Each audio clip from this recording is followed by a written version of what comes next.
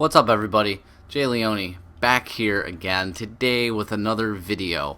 Back after a week hiatus. I had a week off. I don't know. I didn't really have anything to talk about, so I didn't shoot a video. But nonetheless, today I do have stuff to talk about. The Horizon Tech Krixus. It is a ceramic coil inside of here, and it is a rewickable ceramic coil. We're going to take a good look at this one here. I'm even going to show you how I rewick the guy, and I'm going to tell you how the performance has been on this tank. So let's get with prices, specs, and what it is, where it came from, and all that. Well, it's a sub-ohm tank that uses ceramic coils. It's primarily a long inhale tank, so it's not for your mouth lungers out there. And I got it for $34.99 at vapordna.com. They do have, it is everywhere, so you can shop around and see who's got the best price, but I got it from vapordna.com.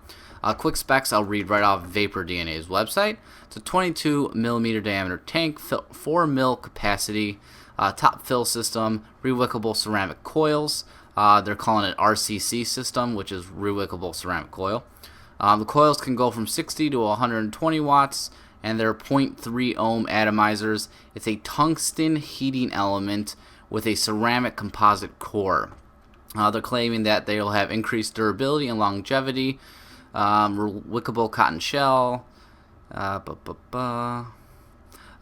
Quad adjustable airflow slots. They're 2mm by 7mm each. A stealth Durlin drip tip, and a stainless steel and glass construction. So it's made of stainless steel and glass. Yes, that is the quick specs on it.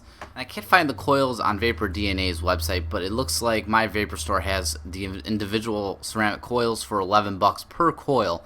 So they are pricey per individual element, but they're supposed to last a really long time because they are tungsten ceramic type coils here. So if you do have one, it should last you quite a bit. So that's all I need to say up here. Let's go down to the table and let's dissect this tank, and we'll talk a lot more about it when we come back up to FaceTime. Alright, so here's the package it comes in. Nice little clamshell package.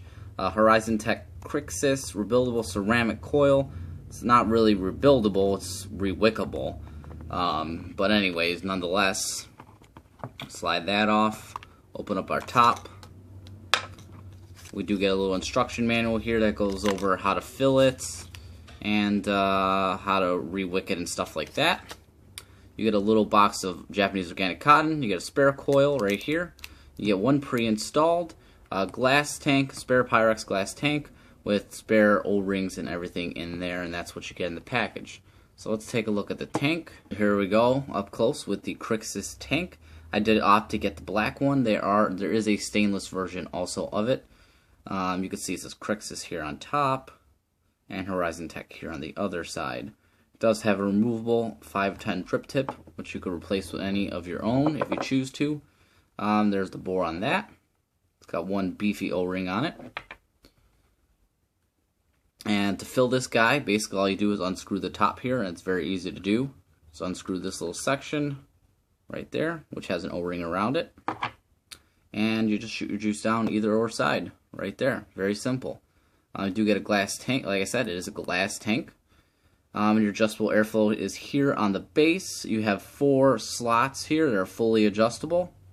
The airflow on this is pretty stiff actually, which is good. It's not gonna spin free on you.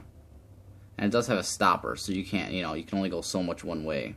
You got 4 slots like that. You got some knurling here, which makes it easy to unscrew this section. And then you got knurling around the airflow, which makes it easy to grip the airflow section and just turn the airflow section, not the tank. Like I said, it is rather firm, which is fine. I like that. 510 pin here, 510 threading. It is flush, so do not use this on hybrid devices of any kind.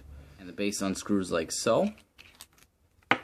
And there you'll find your ceramic coil in there. And that's got knurling on it, so it makes it easy to take out. You want to grab it from here and not from here. If you unscrew from here, you have a chance of unscrewing this section, which would expose your cotton, and it'd probably mess up your build in there. So there you go. There's the pin in the inside. We'll take a look at the coil here in a second. And then here's this tank here. You got your juice flow slots in there, you can see. The glass does remove from here because obviously you can replace the glass if you want to. I'm not going to remove it for this purpose, but it does have your juice flow holes in there, so you can see how it wicks. And yeah, that's a tank. There's really not much to it. It's a nice, sleek, typical looking sub-ohm tank here. Then on this manual here that comes in, this little instruction guide, if you flip it around here to the back, it's got some very important information that I want to go over with you really quick. The resistance on the coils are 0.3 ohms plus or minus 0.1 ohms. The heating part is made of tungsten wire. The resistance will increase with the when the temperature rises, or the resistance will decrease when the temperature drops, which is the character of tungsten wire. Material and technique. Shape the ceramic coil, inject the liquid from the tungsten into the ceramic, sandwich the tungsten with another piece of ceramic, and push them together. Then bake it under 1600 centigrade for 24 hours. The material or the technique does not have harmful substance. It's safe to use under high temperature. And then if you open this up here, the lacking instruction guide here basically shows you some guy wicking the coil here. And it does have, actually this is helpful though right here, the size of the cotton that they recommend you use. A width of 8 millimeters by a length of 45 millimeters. So if you have a ruler, you can measure that cotton out to get the exact dimensions of it. And it says wrap the ceramic heating element part with new cotton clockwise about 2 rounds. Please drip a few drops of e-liquid on the cotton, which will make it easier to replace the cover. Replace the coil head cover clockwise. Check the tightness. Basically what they're saying is to wrap the cotton around it the same way you're going to screw this cap on, because the cap's going to go on this way. So if you wrap it with the threading this way, it won't unspin the cotton, is what they're basically telling you. Yeah, so there's a little helpful tips in here. It also tells you on the bottom here about cleaning the coil. You could dry burn it, get it glowing nice and red. It will clean the coil and it will turn white again, and you'll be good to go. Alright, so here's a close-up look at the ceramic head that comes with it. Here down at the bottom you can see the pins and the airflow that comes through there. You got 4 of those. You got knurling here, and then you have 1, 2, 3, I believe 4 juice holes here, wick holes. And then you have knurling on top here. It does have some writing on there. It says 60 to 120 watts RCC.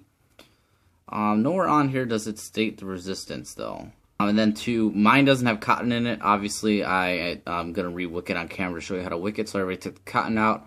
You basically just grab the top knurling and unscrew this section here. And then you can see your ceramic heating element here. I just rinsed mine under the sink here just to clean it up a bit. Some burning on it, but I don't know. That's just stuck on there. Not sure. But yeah, that's the coil basically.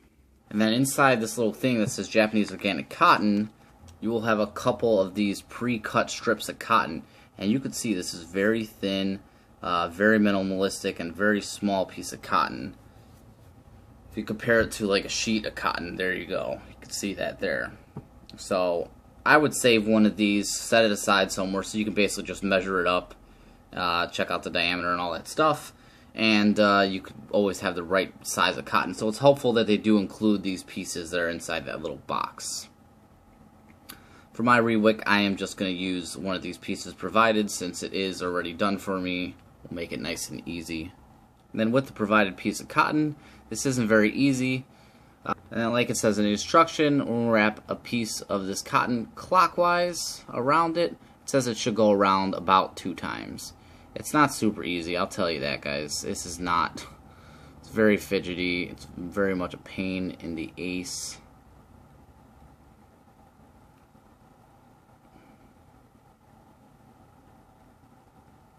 So something like that, and then drip some juice on it. If you put some juice on there, it's going to make this so much easier.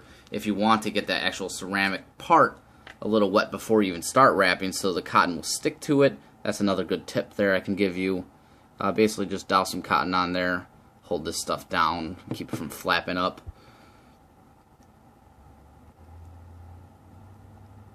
Just using my finger, I'm making a mess out of this.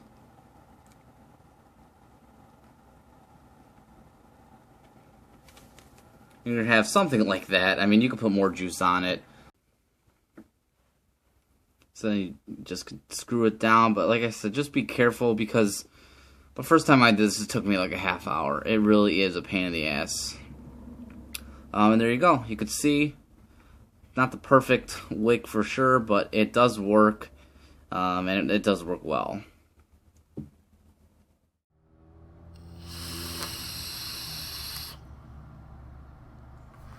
So there you go. You saw it all close up and personal. First thoughts on this tank. Rewicking it, it's not as easy as it may seem. Nice that they include the cotton sheets that are pre-cut, and they tell you the dimensions of the sheets that you would need to cut, but it's still not as easy as it seems. It's got a little learning curve, so don't expect to come in here and just, do it right the first time. It took me 3 or 4 tries to get a working sheet in there. First time, it flooded on me because there wasn't enough cotton, and then the second time, I couldn't get the top on because there was too much cotton. Then the cotton moves around, and if you don't wet it enough, it's kind of a pain. So it's not as easy as I showed you in the close-ups. So there's a little bit of a learning curve, but I mean, it's doable. You just gotta practice and practice. It's like when you first learned how to rebuild tanks and recoil tanks and stuff like that. It took time. I do like the fact that you can rewick it. I mean, obviously it's nice, and it's nice that these coils last really long. I'm going to get to my first con right now before I go any farther. The first con is the first ceramic heating element sent, because it comes with 2. It's crap. It's already crap. I used it for a week. I don't know what happened to it. The resistance jumped up to 1.3-ish, so it went up a whole ohm. And then it started saying atomizer short after that. So I don't know if something got messed up in the element itself, but I hadn't rewicked it at that point. It actually just started doing it on its own, so I hadn't touched the element. It just kind of happened. I could understand if I accidentally messed up the element, sure. But in that case, yeah, I don't know what happened to it, to be honest with you. So one of the elements is already garbage. I'm on the second element again, and if they break that quick, I'll be a little worried. We'll see on this one. I've only had it for a couple days.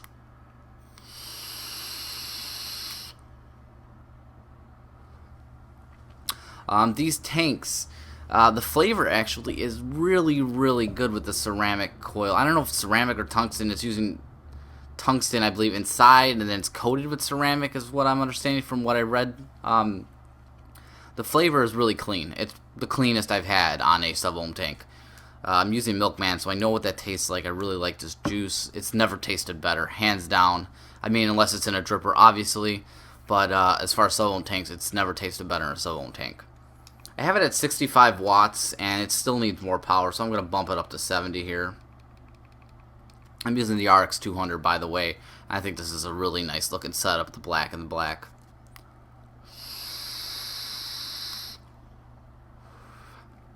And I could bump it up even more. These ceramic coils know going into this that they are going to take some time. There is a ramp up period for them. But once you get it heated up and you vape and vape and vape, it's fine. Now that it's warm, it heats up right away, but that first drag you take after a while, there's going to be a little bit of ramp up time. You can kind of get past that ramp up time by bumping the wattage up. I'm going to go up to 75. I've had this up to 100 watts, no dry hits whatsoever. I seem to really like it around 75 to 80 watts. It seems to be a really, really good vape. So note, there is a ramp up time. The flavor is good. It's very airy. Yeah, wide open. It's very airy. You could, adjust the airflow to your liking, though. A drip tip's a nice wide bore on there. This is a good lung inhalant tank. If you like wide open airflow, I wouldn't say it's the wide openest that I've ever used, but it is pretty open.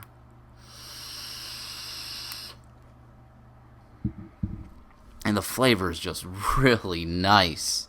So quick pros and cons, really quick here. Pros, price. I think it's in a good price range, between that $30, $35 range. Rewickable ceramic coils, great. Flavor is great. I think the tank's got a good look to it. The black, especially the black, I personally like the look of it. Top fill, nice and easy to fill. No leaking, no gurgling, unless you wick it wrong, that is. A lot about this tank is really on the positive side. The cons, the ceramic heating element, at least for me, one of them already crapped out after a week. I don't know what's the cause of that. Wicking it is a pain in the ass. I'm sure it'll get easier over time. And there's a little bit of spitback. You do get a little bit of spitback on this, but it's not enough to deter me from using this tank, because spitback usually makes me not use tanks, but not with this one.